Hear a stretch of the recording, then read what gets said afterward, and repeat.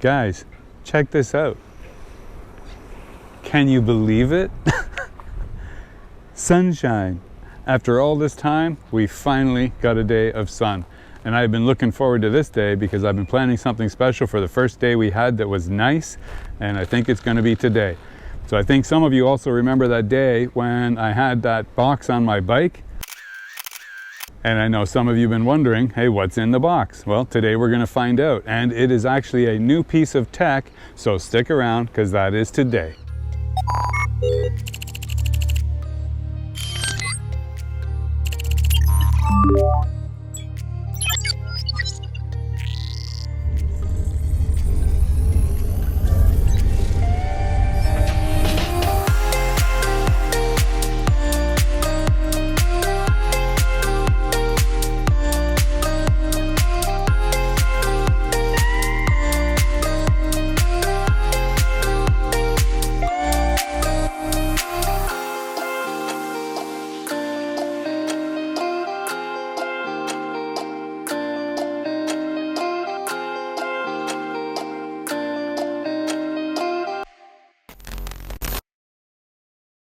Now, before we start this video, there's one thing I want to point out under full disclosure. This is not a paid review. This is not a paid advertisement. I am in no way paid or endorsed by this company and required to say anything on their behalf. They have simply agreed to send me their product with no control over my content whatsoever. With that said, on we go. Okay, so what this is, some of you got a sneak preview in a few episodes ago, and this is actually a brand new model of splash drone from SwellPro. And SwellPro's a name, you know, I've worked with them before, but I've been waiting for them to come out with something that was meeting my expectations from what I had from, you know, all the different drones that I've used in the past. And I think this is hopefully going to be that drone. And I was the first person actually to take a waterproof drone and put a GoPro on the bottom of it, and the GoPro can be made wireless. And I actually introduced a wireless video circuit to the GoPro that was also waterproof, that would work when the GoPro was underwater, so that you could still receive the video transmission on your display or on your headset. And this is one everybody's been waiting for to see if we could actually make it work, and we've got it, is the wireless FPV. So as you can see, we've got the camera on there in its stock waterproof housing, but we've also introduced a waterproof wire harness that comes from the camera through the base and into the inside of the Mariner to where the video transmitter is now situated.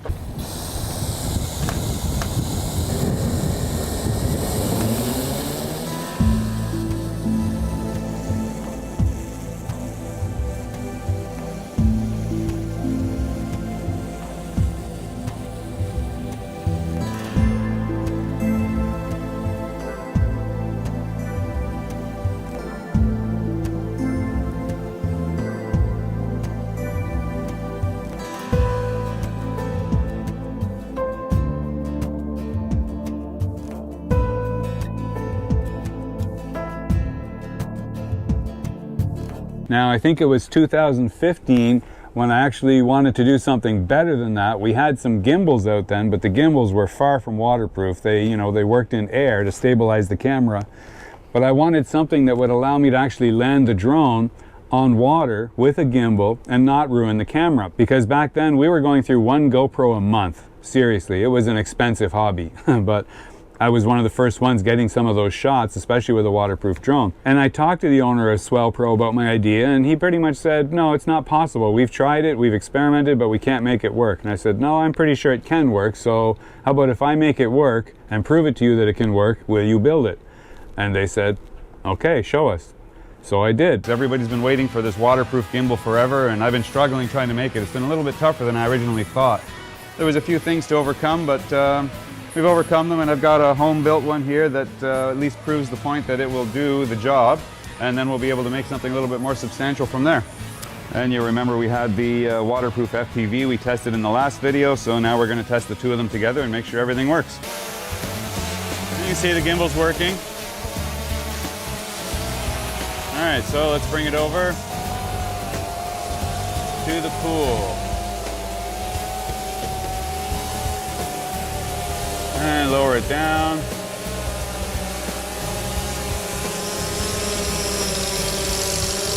Hover on the water, and then she goes. Alright, we'll steer it around a little bit. A little bit of forward. Turn it to the right. So with the freshwater test out of the way, let's move on to saltwater. We'll try it at the beach and see how that works out. This has been our biggest problem, is trying to get it to work in saltwater because of course it's much more conductive than freshwater. So let's have a try with this new version and see how we make out.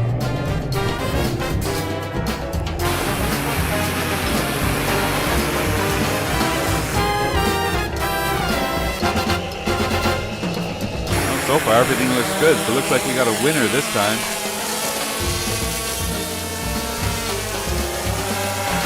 It was pretty amazing stuff for the day, but that was the first waterproof gimbal for filming underwater from a drone. So now we have a fully waterproof version that is completely waterproof, including 4K camera, 3-axis gimbal, and we have not 1 or 2 but 3 waterproof cameras that come with this drone that we ordered with everything in the same package. And it also has the waterproof bomb drop, or payload release. That's what they like to call it. I like to call it bomb drop because I have some ideas we'll discuss later about that. But what we want to do here is just have a quick look at what's inside, because there's a lot of cool stuff in this box. And you can see it comes as a complete package, almost ready to fly. The first time you just have to assemble the basic components. You can see we've got the new controller, which is fully waterproof as well. It's got the gimbal guards on it that are rubber insulated. All the buttons are waterproof. So this thing is fully water resistant as well. We have our propellers and such inside here. They are all carbon fiber propellers, as you can see here. And then we pull out the drone itself. And as you can see, they ship it without the camera attached or anything so that nothing gets broken in shipping, but it's in a good protected package right underneath the drone right here. They have finally gone to a professional battery that is smart, intelligent, has the computer circuits in it, monitors voltage, temperature, charging, everything, and automatically determines if everything is good on the battery. Now in here, this is the main camera. This is what it's all about, and I have waited years for them to actually perfect this, and I'm hoping that they have done it with this edition. And this, my friends, is a fully waterproof 4K camera with 3-axis gimbal.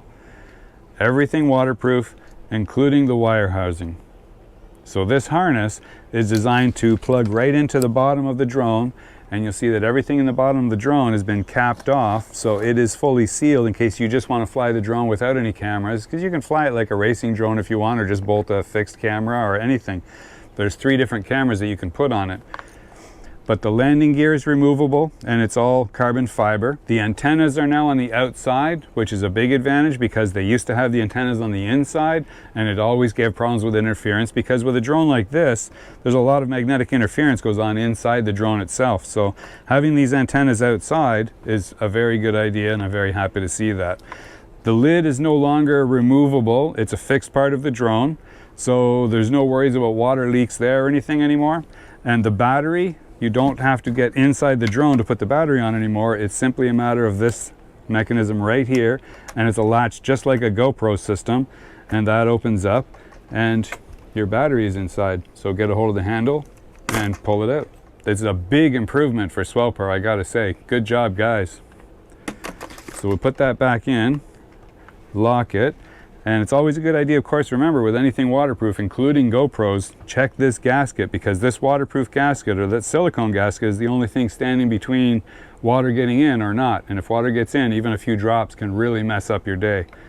So always important to keep that clean, lock it down, and put the latch on so it can't open. Now you'll notice that these antennas are adjustable so that they can be moved up or down on the drone, because if you're going to be flying long distances, it's best to keep them down like this if you're in high altitude. If you're going to be flying a lot around the boat and dunking it in the boat, it's better to keep them at higher altitude, because as soon as it goes in the water, as you know, radio frequencies are decreased, so it won't receive signals when it's underwater like that.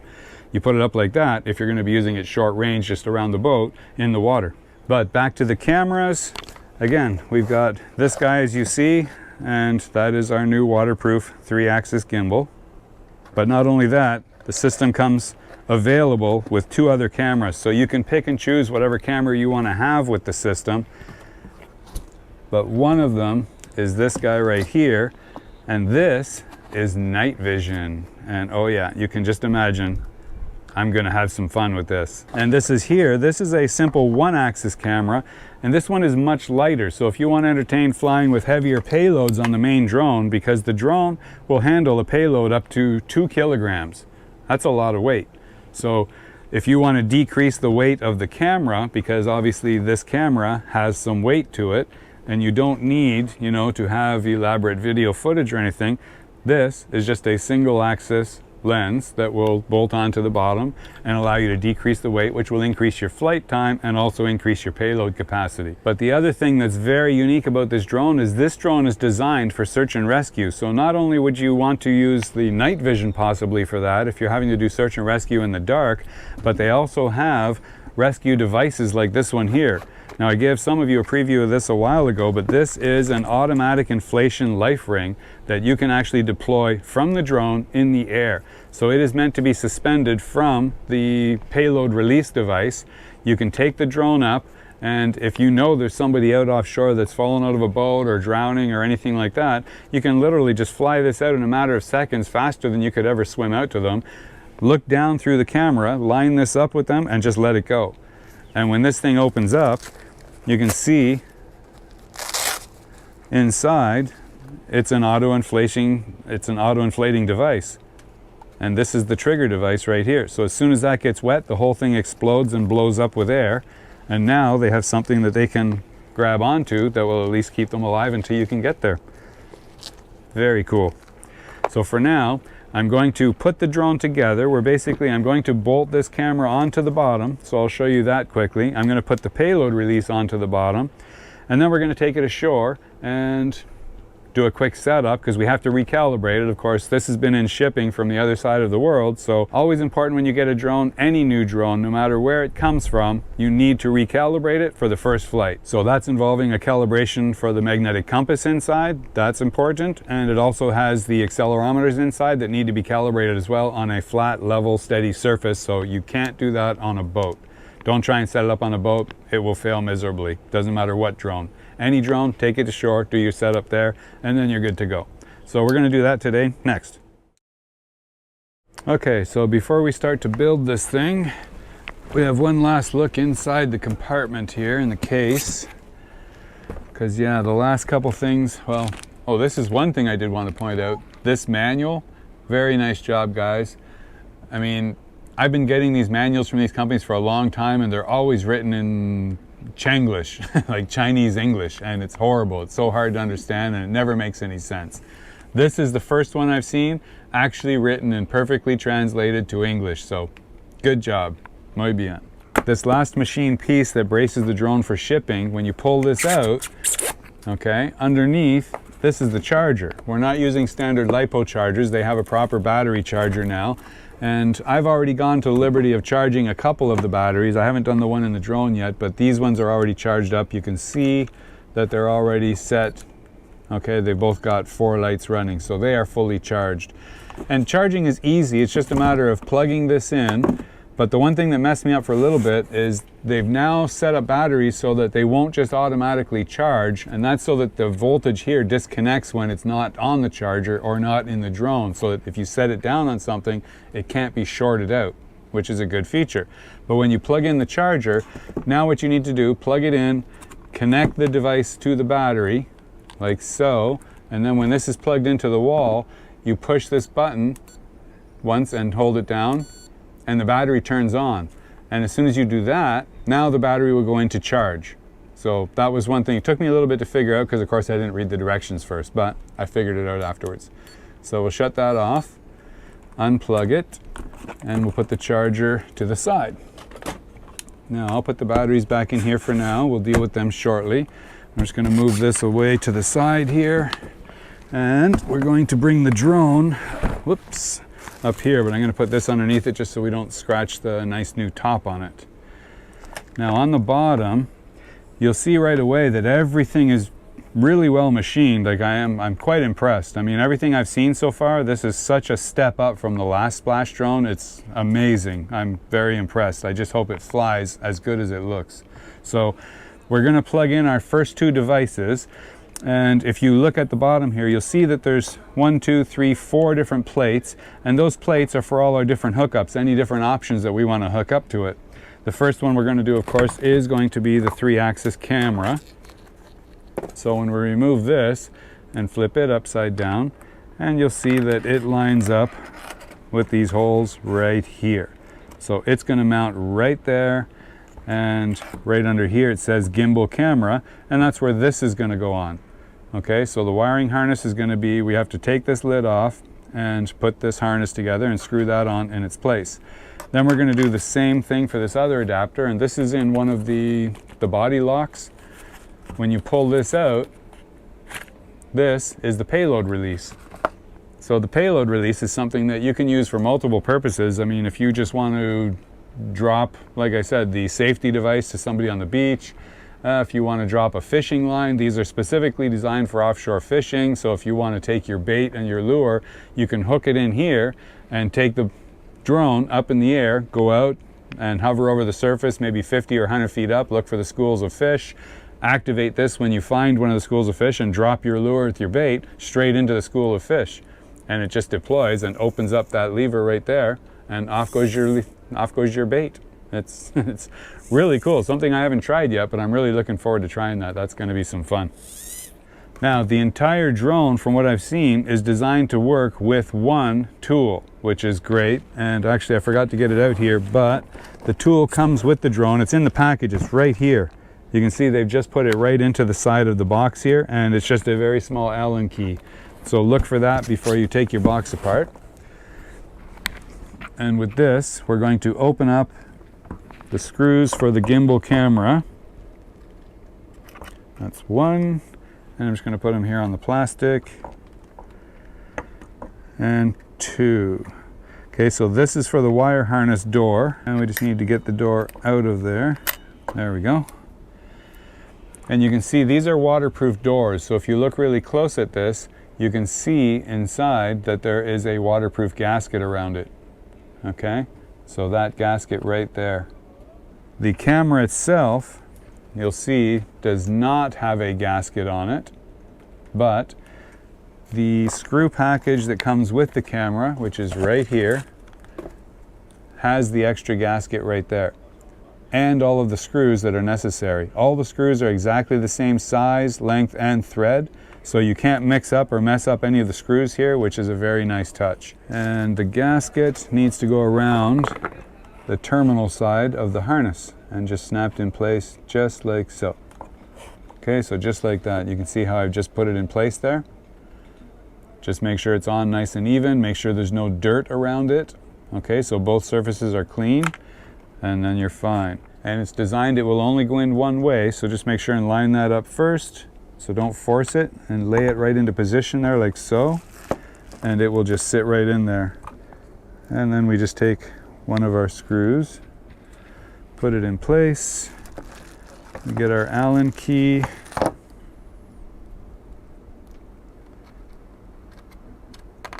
and just lightly put it in. I'm not going to tighten it right in yet until we get the other one in as well.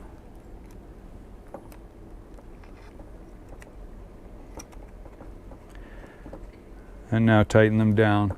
Don't over tighten.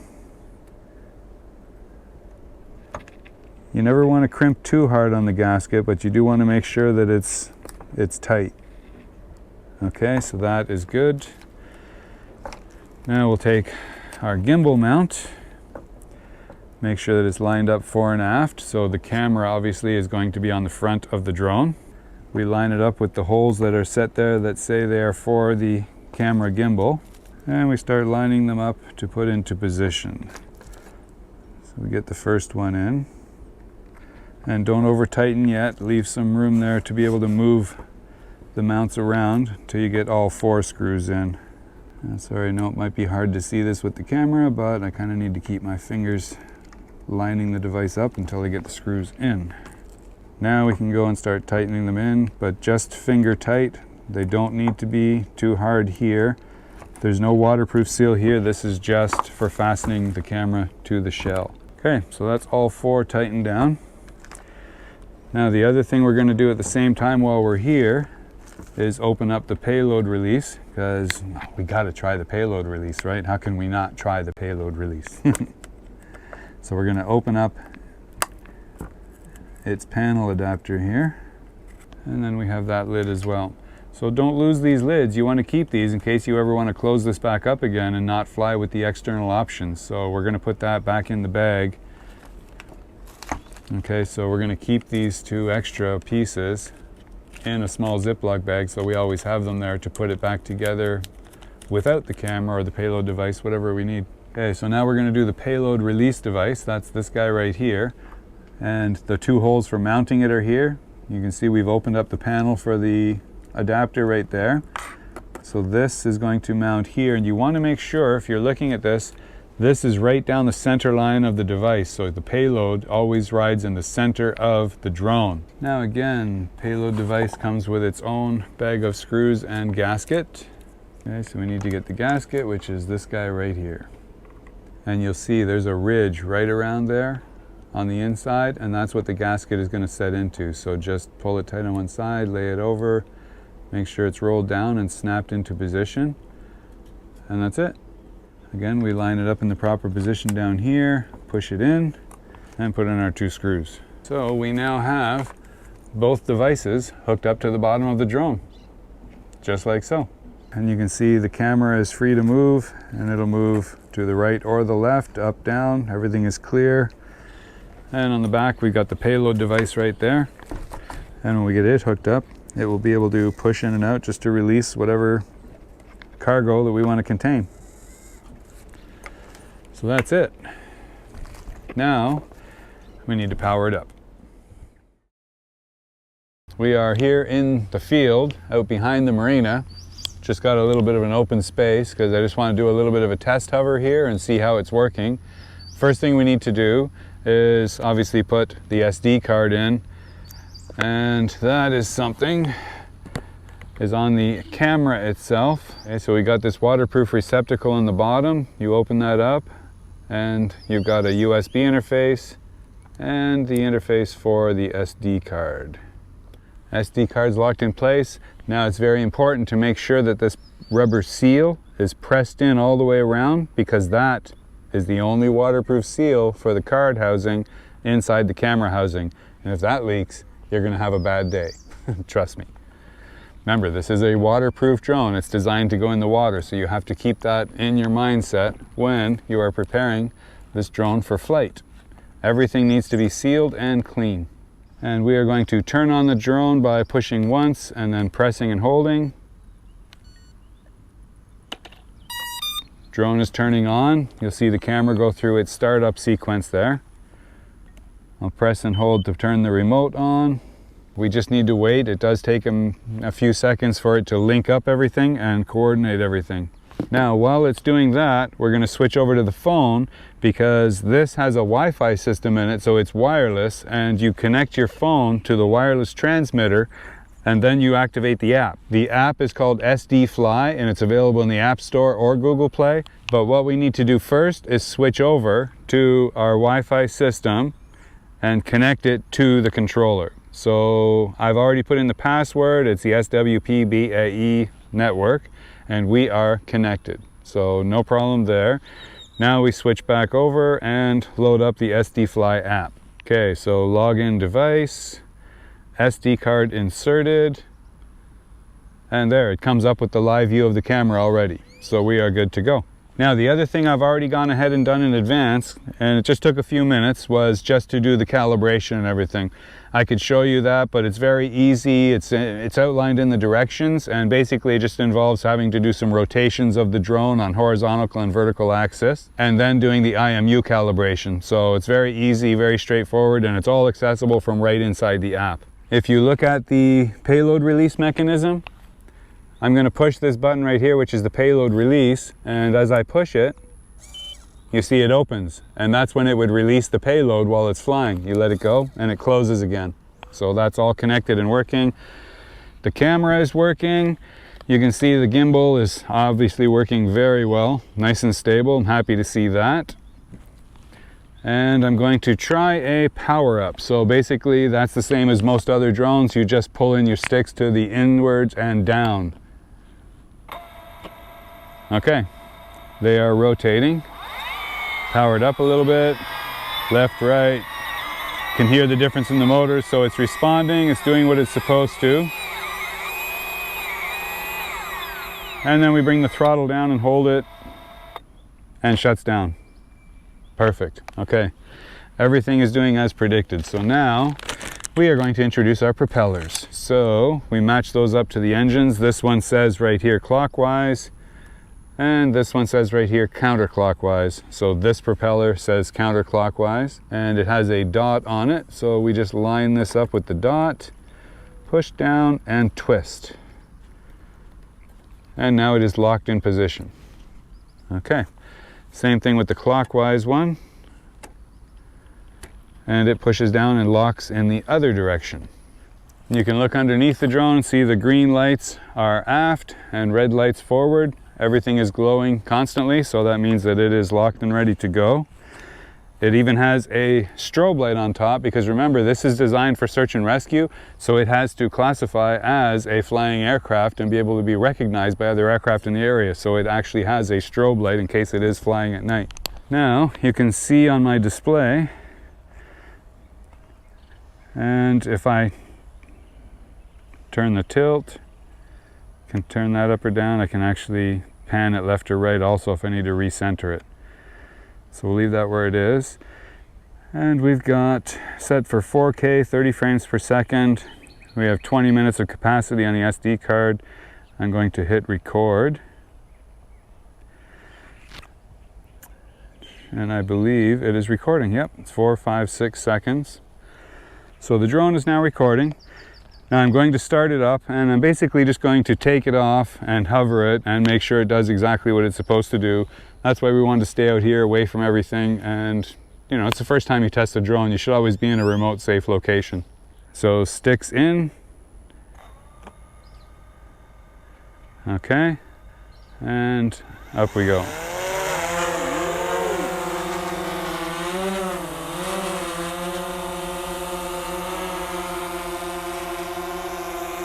Okay. All right, there it is. That's our first hover. That looks pretty steady. We have a little bit of a cross breeze, but not too much. We'll turn it around. So back it up a little bit, take it up, and stop. Yeah, we've got about a 5 to 6 knot cross breeze right now. Not significant, not a lot, but just enough. It's perfect for a first test. I'm going to bring my gimbal tilt down a little bit. I'm not going to go too far. This is just a test, because yeah, I will tell you that we are in an area with some very expensive boats, and I didn't really get permission to go fly around the big yachts yet or anything, so this is just a short test. We just want to make sure it flies. But yeah, you can see there's the dock. There's some yachts there that we don't want to get in trouble with, so I don't want to get too close to them. And here we come in towards us. And there we are. Not bad. I think we'll call that a pretty good first test. I want to have a look at the footage, see how it looks.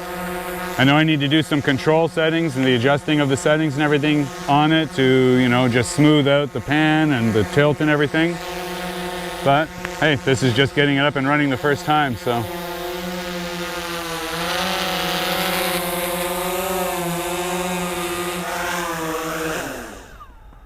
No, it was very stable. I wasn't not unhappy with that at all. I do just want to do some corrections in the settings, but we'll get to that next episode. Okay, so I'm going to stop there because I have to tell you that while I was out recording all of that, the drone was not recording anything.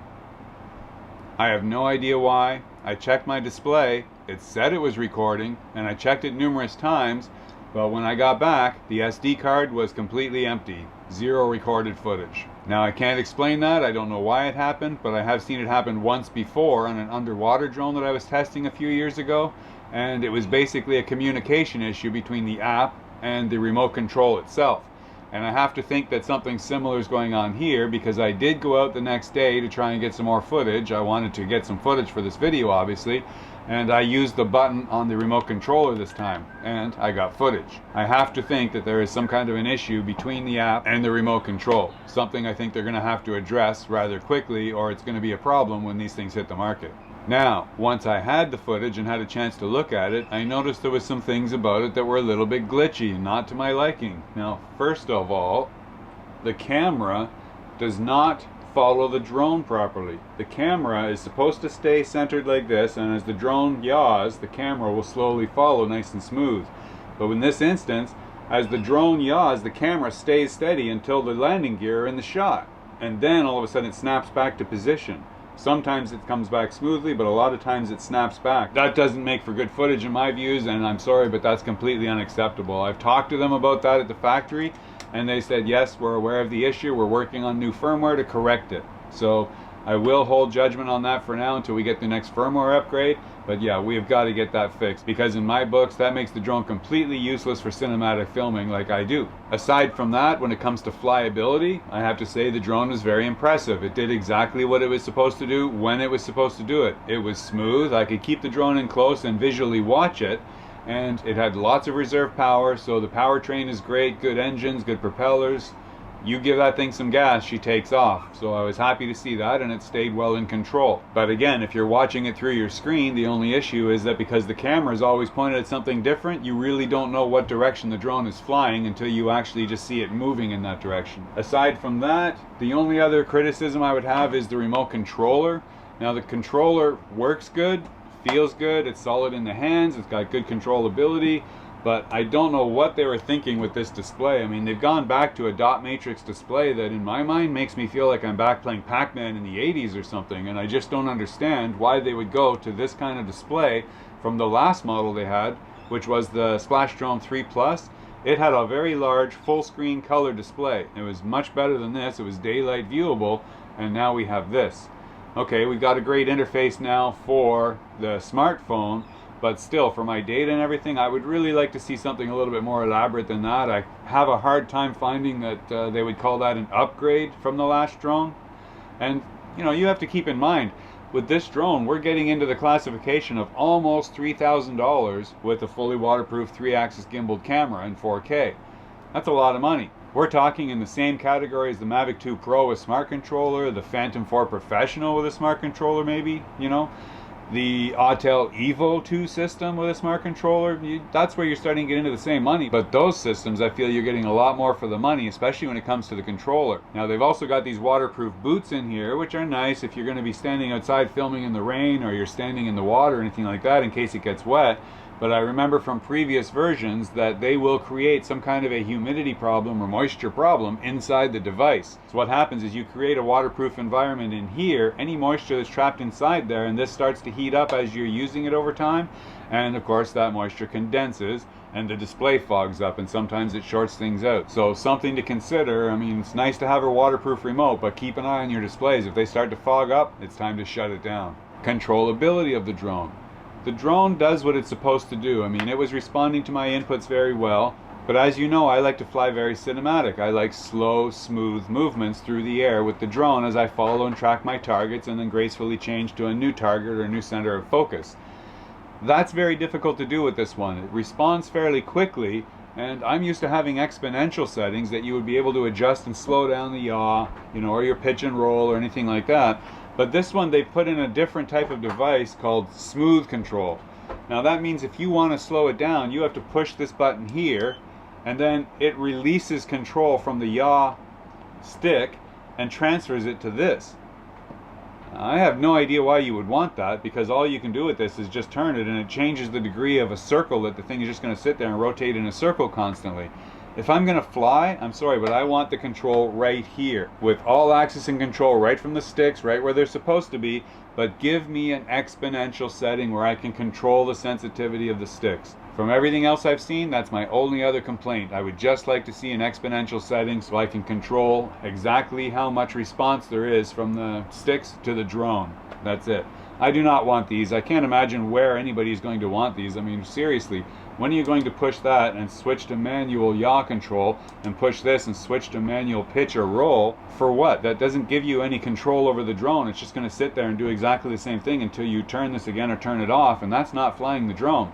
If you just want to do autonomous flights, maybe it's for you. For me, it's not in the game. So that's the only thing I would ask them to add in there, some exponential settings. I'm sure they can be incorporated into the app somewhere, and the app, by the way, is excellent. The visibility was great. Only problem was the visibility of the recording time. I couldn't actually tell without going into the shade and really looking very closely at the display if it was recording and see the numbers counting indicating that it was recording. Let's see, I'm going to get the camera recording.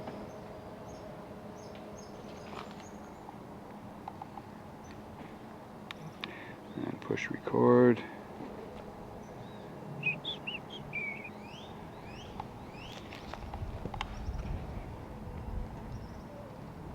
And nothing happens.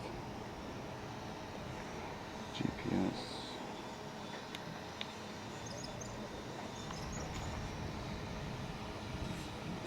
It's very strange. I can't tell if it's counting or not. It's at 105.41. Stop the recording.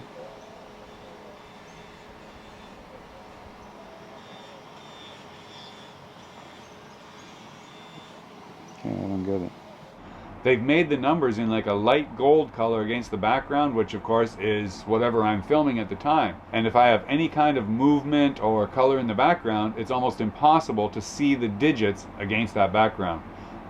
Change them to white, just like everybody else. That would be so easy, and then we'd be able to tell exactly what it's doing. Simple things, but again, it just needs a change in the app. So hopefully they're going to address all these issues with the next firmware update, maybe the next app update as well. I'm going to reserve judgment until then. So for now, I'm going to have to put it on the shelf. Can I recommend it? Well, I think I'd like to wait and see how those changes come through first, and then I'll be able to tell you. So it might be a little while before you see the next video, because it depends how long it takes them to update the firmware, and we can go out and test it again. And as you know, we've got our hands full right now with getting the boat ready for travel. We have a big project list on the way, and Capitan Junior as well, so our hands are full.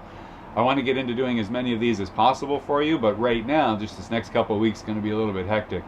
So anyway, stick around, hold out for it. I'll get back to you with another review as soon as I hear back from them. They're usually pretty quick to respond. We'll see, and I will let you know. So until then, I hope you enjoyed this part of the review, and we'll catch you in the next one. So have a great one, guys. We'll see you out there. Take care for now.